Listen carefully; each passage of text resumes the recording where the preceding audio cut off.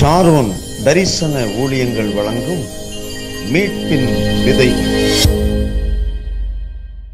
ஆண்டவராகிய இயேசு கிறிஸ்துவின் இனிதான நாமத்தினாலே உங்கள் அனைவருக்கும் ஷாரோன் தரிசன ஊழியத்தின் சார்பாக கிறிஸ்மஸ் மற்றும் புத்தாண்டு வாழ்த்துக்களை தெரிவித்துக் கொள்கிறோம். ஷாரோன் தரிசன ஊழியமானது சகோதரர் ராசு பெரியசாமி என்பவரால் 2019 ஆண்டு பிப்ரவரி மாதம் 15ஆம் நாள் கர்த்தர் தந்த தரிசனத்தின்படி ஆரம்பிக்கப்பட்டது. இந்த ஊழியம் ஆரம்பிக்கப்பட்டதின் நோக்கமே கிறிஸ்துவை அறியாத ஜனங்கள் எப்படியாவது இயேசு என்ற பெயரை அறிந்து கொள்ள வேண்டும் என்பதற்காகவும், கிறிஸ்துவின் வழியை விட்டு விலகி சென்ற மக்கள் அவரை நோக்கி வர வேண்டும் என்ற நோக்கத்திற்காகவும் இந்த ஊழியமானது நடைபெற்று கொண்டு வருகிறது. இந்த ஊழியத்தை சகோதரர் அவர்கள் டிவி சேனல்கள் மூலமாகவும், யூடியூப், ஃபேஸ்புக் போன்றவற்றின் மூலமாகவும் அறிவித்து வருகிறார்கள். இந்த ஆண்டிலும் ஆண்டவராகிய இயேசு கிறிஸ்து இந்த உலகத்திற்கு உலக இரட்சகராய் பிறந்தார் என்ற நற்செய்தியை நாங்கள் அறிவித்து வருகிறோம். இயேசு கிறிஸ்துவை உலக இரட்சகர் என்று அழைப்பதற்கு காரணம் என்ன? இஸ்ரவேல் தேசத்திலே 2000 ஆண்டுகளுக்கு முன்பாக கலிலேயா பட்டணத்தில் உள்ள நாசரேத் என்ற ஊரிலே ஒரு மனிதனாக யோசேப்பு நீதிமானாக வாழ்ந்து வந்தார்.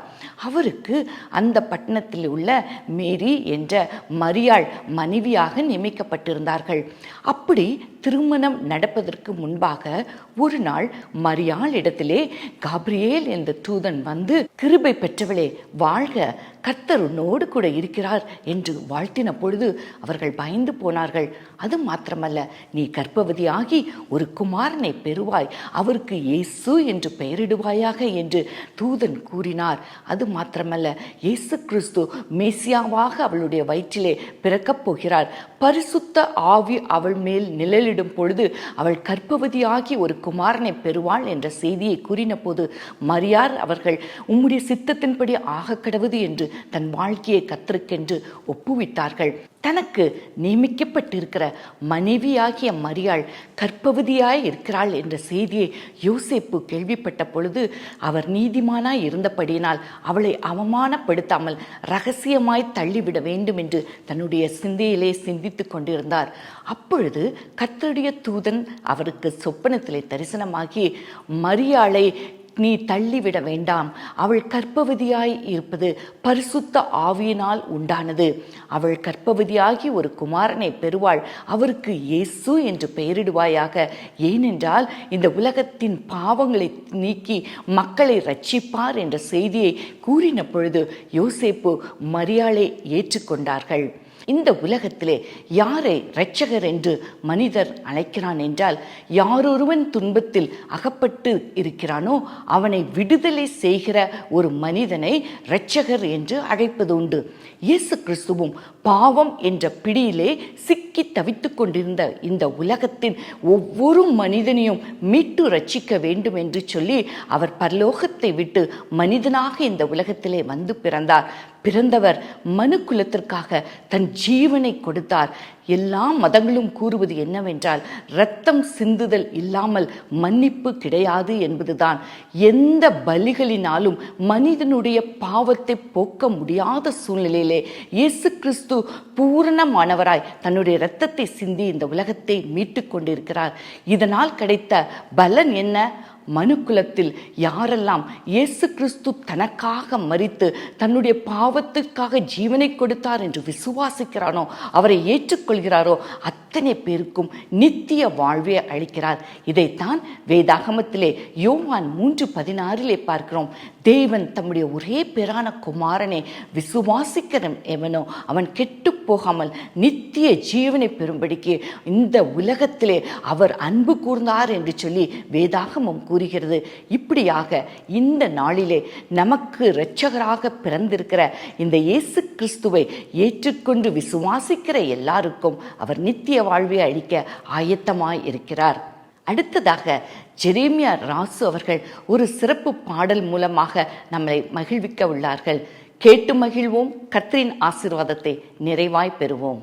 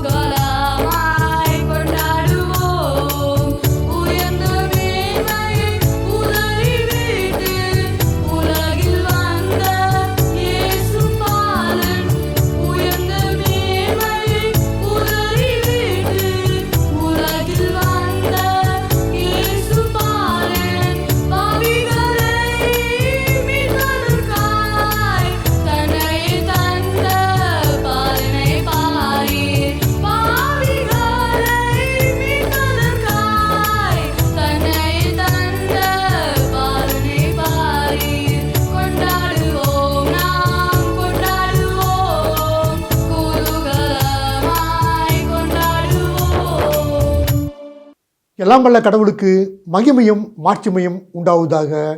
கடவுளாகிய இயேசு கிறிஸ்துவின் திருப்பெயரிலே உங்கள் அனைவருக்கும் என்னுடைய வணக்கத்தையும் வாழ்த்துக்களையும் தெரிவித்துக் கொள்கிறேன். மீட்பின் விதைகள் என்ற இந்த நிகழ்வின் மூலமாக உங்களோடு கூட தொடர்பு கொள்வதிலே மகிழ்ச்சி அடைகிறேன். கடவுளுக்கு நன்றி சொல்கிறேன். இன்று உங்களோடு கூட நான் பகிர்ந்து கொள்ள இருக்கின்ற கடவுளுடைய நற்செய்தியின் தலைப்பு இரட்சகர் பிறந்தார். எபேசியர் 4:6 இப்படி சொல்கிறது: எல்லாருக்கும் ஒரே தேவனும் பிதாவும் உண்டு. அவர் எல்லார் மேலும் எல்லாரோடும் உங்கள் எல்லாருக்குள்ளும் இருக்கிறவர். நம்முடைய உடல் ஒன்று, தூய ஆவியும் ஒன்று. அதுபோலத்தான் நம்மை படைத்த கடவுளும் ஒருவரே. தந்தையாகிய கடவுள் எல்லாருக்கும் மேலானவர், எல்லார் மூலமாகவும் செயலாற்றுபவர், எல்லாருக்குள்ளும் வாழ்பவர். கடவுள் இல்லை என்று சொல்பவர்களையும் கடவுள் எங்களுக்கு தேவையில்லை என்று சொல்பவர்களையும் படைத்தவர் தந்தையாய கடவுளே. கடவுள் மனிதர்களை நல்லவர்களாகவே படைத்தார். அவர்கள் மீது அன்பு காட்டி அரவணைத்தார். ஆனால் மனிதர்கள் கடவுளுக்கு விரோதமாக பாவம் செய்தபடியினால் கடவுளுடைய நல் உறவை விட்டு பிரிந்து போனார்கள். ஆனால் கடவுள் மனிதர்களை விட்டுவிடவில்லை, அவர்களை மறக்கவில்லை. மனிதர்களை திரும்பவும் தம்மிடத்தில் சேர்த்து கொள்ளும்படியாக அவர்களை மீட்டுக்கொள்ள ஆண்டவராகிய இயேசு கிறிஸ்துவை இந்த உலகத்திற்கு அனுப்பி வைத்தார். ஆண்டவராகிய இயேசு கிறிஸ்து இந்த உலகத்திலே குழந்தையாக பிறக்க செய்தபடியினால் கடவுள் மனிதர்கள் மீது எவ்வளவாய் அன்பு கூர்ந்தார் என்பதை வெளிப்படுத்தினார். லூக்கா 2:11 இப்படி சொல்கிறது: இன்று கர்த்தராகிய கிறிஸ்து என்னும் இரட்சகர் உங்களுக்கு தாவீதின் ஊரிலே பிறந்திருக்கிறார். ஆண்டவராகிய இயேசு கிறிஸ்துனுடைய பிறப்பு நமக்கு மகிழ்ச்சியை கொடுக்கின்றது. ஏனென்றால் உலக மக்களை மீட்டுக் கொள்வதற்காக கடவுளுடைய திருமகன் இந்த உலகத்திலே மனிதனாக பிறந்தார். ஆண்டவராகிய இயேசு கிறிஸ்து தம்முடைய போதனைகளால் மக்களை கடவுளிடத்திலே திருப்பினார். மனம் உடைந்து போன மக்களையும் நோயுற்ற மக்களையும் அவர் சந்தித்து ஆறுதல் சொல்லி அவர்களை சுகப்படுத்தினார். பாவம் செய்த மக்களை அவருடைய பாவங்களை மன்னித்து கடவுளுடைய தூய வழியிலே அவர் நடப்பதற்காக அறிவுரைகளையும் ஆலோசனைகளையும் வழங்கினார். இறுதியாக உலக மக்களை மீட்டுக்கொள்வதற்காக தம்மையே சிலுவையிலே பலியாக கொடுத்தார். எனக்கு அன்பானவர்களே, கடவுளை அறியாத மக்கள் கடவுளை பற்றி அறிந்து கொள்ளவும் கடவுளிடத்திலே வந்து சேரவும், கடவுளை விட்டு பின்வாங்கி போன மக்கள் மனம் திரும்பி கடவுளிடத்திலே வரவும், கடவுள் இல்லை என்று சொல்லிக்கொண்டு நம்பிக்கையற்ற நிலைமையிலே இருக்கின்ற மக்கள் கடவுளிடத்திலே மனம் திரும்பி வரவும் ஆண்டவராகிய இயேசு கிறிஸ்து இந்த பூ உலகத்திலே மனிதனாக பிறந்தார். உலக இரட்சகராகிய அவரை நீங்கள் உங்கள் உள்ளத்திலே உங்களுடைய இரட்சகராக ஏற்றுக்கொள்ளும் பொழுது ஆண்டவர் உங்கள் உள்ளத்திலே வந்து தங்கி உங்கள் பாவங்களை கழுவி உங்களை மீட்டுக்கொள்வார். உங்கள் கண்ணீரை துடைப்பார். உங்கள் வாழ்க்கையில் உயர்வை கொடுத்து மறுமலர்ச்சியான நிலையிலே வைத்து அழகு பார்ப்பார். உங்கள் நோய்களை சுகமாக்குவார். மனம் உடைந்த நிலைமையில் இருக்கும்பொழுது உங்களுக்கு ஆறுதல் கொடுப்பார். தாய் போன்ற தன்னுடைய மார்பிலே உங்களை அன்போடு சேர்த்து அரவணைத்துக் கொள்வார். இந்த கிறிஸ்துமஸ் நன்னாளிலே இப்படிப்பட்ட இரட்சகரை நீங்கள் அறிந்து கொள்ளுங்கள், ஏற்றுக்கொள்ளுங்கள். உங்கள் வாழ்வில் புது விடியலை காணுங்கள். கடவுளுடைய அருள் எப்போதும் உங்களோடு கூட இருப்பதாக. வேண்டுதல் செய்வோம்.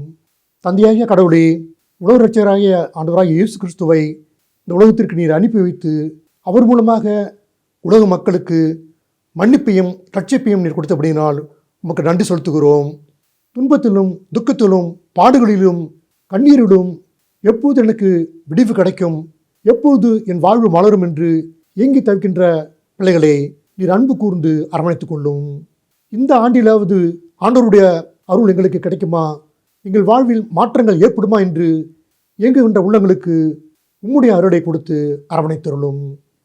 எல்லாருக்கும் கடவுளாகிய நீர் எல்லார் மனதிலும் மகிழ்ச்சியையும் மன அமைதியையும் கொடுத்து காத்துக்கொள்ளும். எல்லாம் உள்ள உயிர்த்து வந்து இயேசு கிறிஸ்துவின் திருப்பெயரிலே உடைய பாதம் பணிந்து தயவாய் கெஞ்சி கேட்டுக்கொள்கிறோம். தந்தையாய கடவுளே, ஆமேன். உங்கள் அனைவருக்கும் சாரோன் தரிசன ஊழியங்கள் சார்பாக கிறிஸ்துமஸ் மற்றும் புத்தாண்டு நல்வாழ்த்துக்களை தெரிவித்துக் கொள்கிறோம். கடவுளாகிய இயேசு கிறிஸ்து அருளும் மன அமைதி உங்கள் உள்ளங்களிலே மையம் கொண்டு எப்பொழுதும் நிலைத்திருப்பதாக. ஆமென்.